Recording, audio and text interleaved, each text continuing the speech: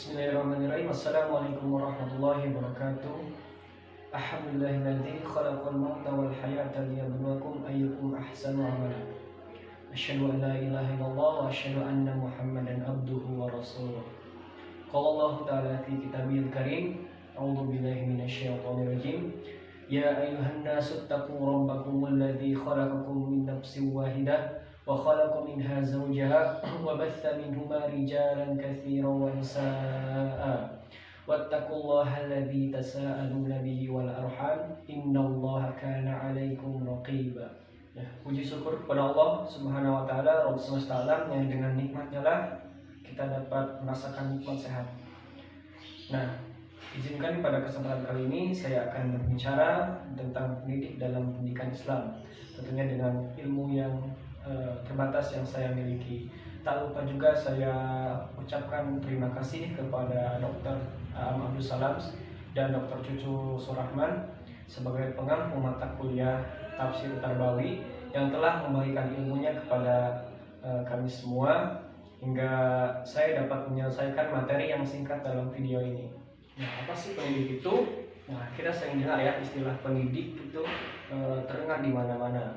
Salah satunya kita sering mendengar istilah pendidik, guru, pengajar, mentor, dosen atau yang lainnya. Nah, pendidik itu sama dengan guru, dosen, pengajar, mentor maupun lainnya.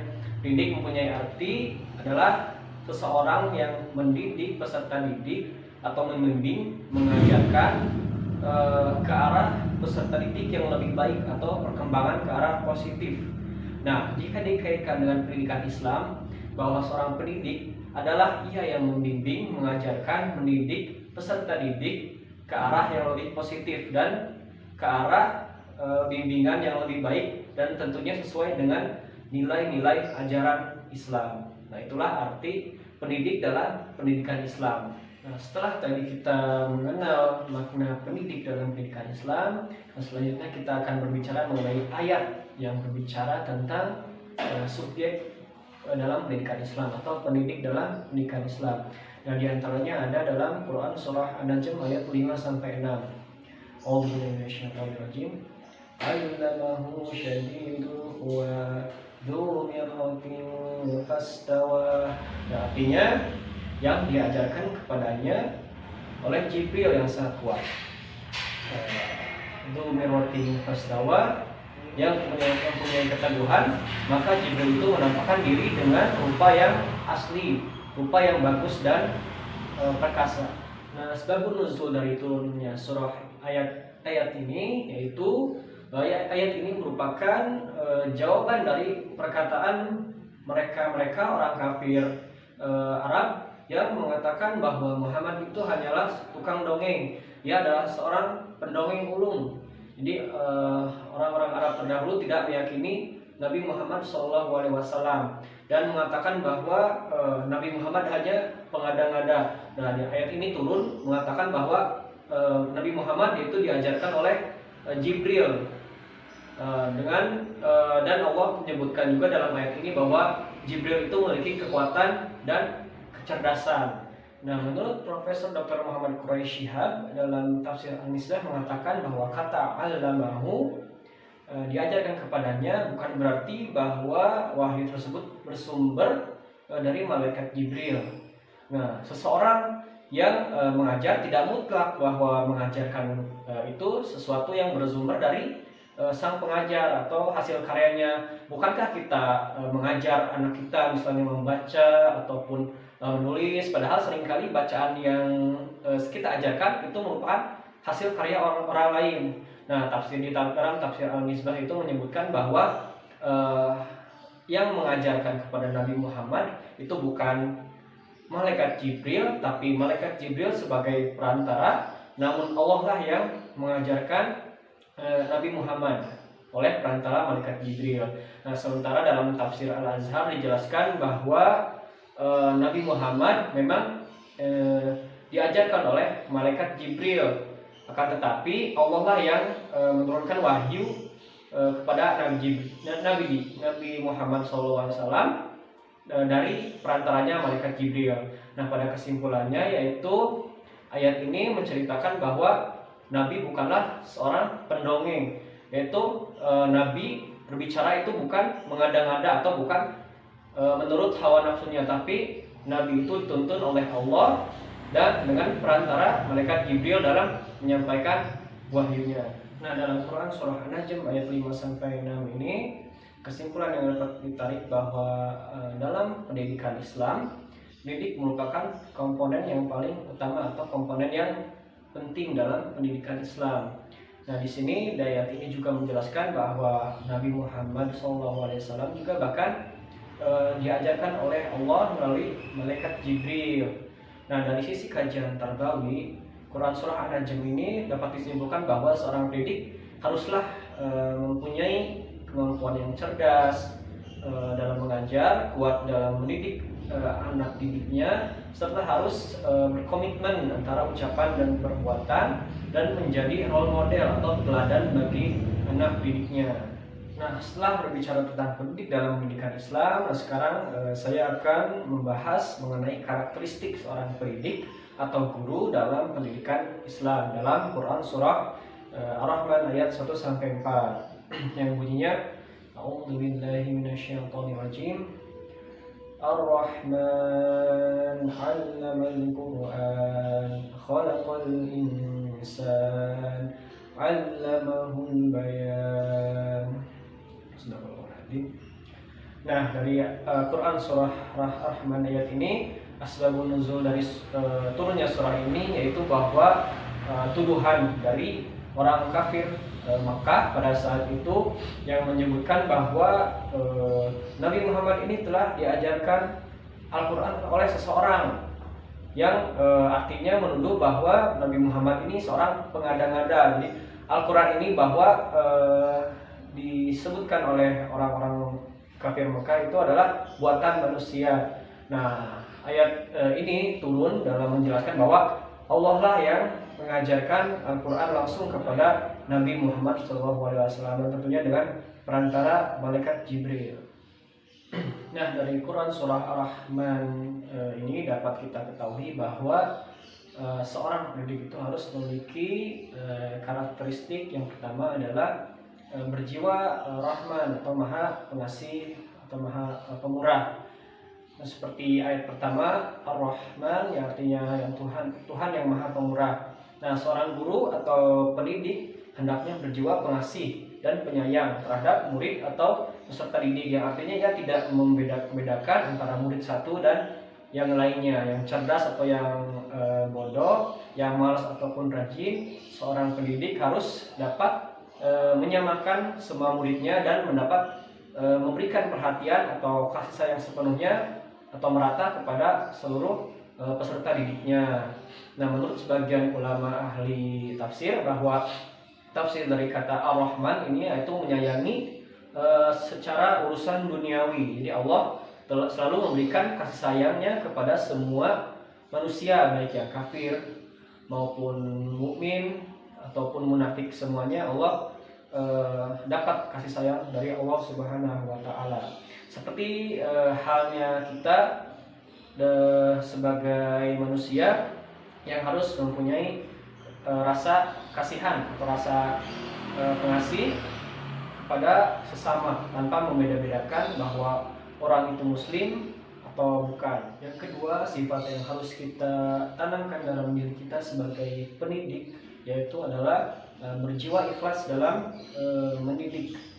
Nah, dalam hal ini menunjukkan pada kita sebagai seorang guru agar memiliki jiwa yang ikhlas dalam menjalankan tugas kita dalam mengajar atau mendidik.